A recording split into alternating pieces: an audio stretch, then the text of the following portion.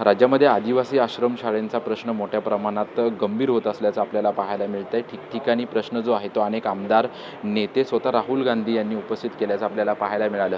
मी सध्या आदिवासी मंत्री अशोक उईके यांच्या शासकीय निवासस्थानी आहे आणि शासकीय निवासस्थानी आपण पाहतोय की मोठ्या प्रमाणात नागरिक भेटीसाठी जे आहेत ते आदिवासी मंत्री अशोक उईके यांच्या भेटीसाठी या ठिकाणी उपस्थित झाल्याचं पाहायला मिळत आहे।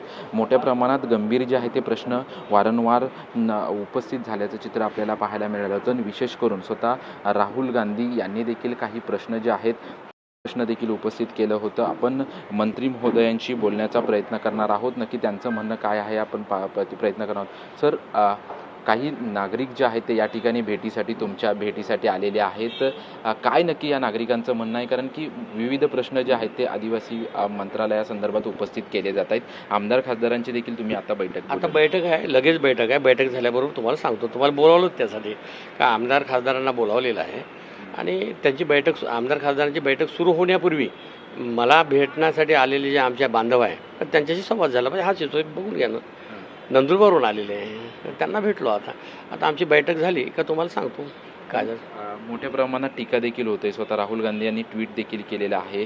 त्यांचे जे छात्रों की गूंज कार्यक्रम झाला होता त्या कार्यक्रमामध्ये विशेष करून आपल्या विभागावरती टीका करण्यात आली। 12:30 वाजता सांगतो।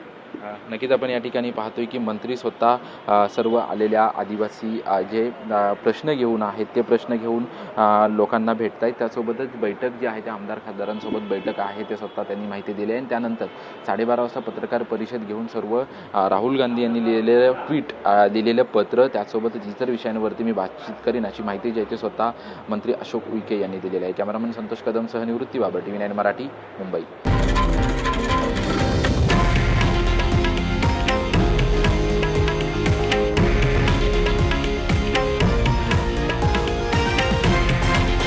हे आहे देशातील नंबर 1 न्यूज नेटवर्क आणि आपण पाहत आहात TV9 मराठी, एकमेव।